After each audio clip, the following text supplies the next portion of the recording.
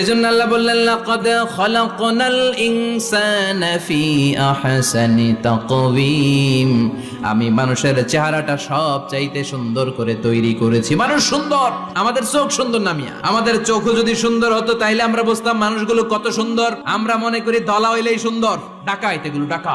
একটা মানুষের চেহারা স্কিন যদি কালো হয় এর মধ্যে একটা সৌন্দর্য আছে না নাই? একটা মেয়ের স্কিন যদি কালো হয় তারপরও চেহারায় সৌন্দর্য আছে না নাই? কয় না হুজুর আমার বউ সুন্দর না, কালা কালা, আছে না নাই? তুই ডাকাই, তুই কি? একজন মানুষের চেহারা যেরকমই হয় আপনি খেয়াল করে দেখবেন তারপরও তার অবয়বের মধ্যে একটা এক্সট্রা অর্ডিনারিটি আছে, কারোর সাথে কারোটা মিলে না। সুবহানাল্লাহ পড়েন। এজন্য প্রতিদিন স্ত্রীরে বলবেন, স্ত্রী তুমি সুন্দরী, তুমি অনন্যা, তোমার চাইতে সুন্দরী গোটা বিশ্বে কেউ নাই। কইবেন না?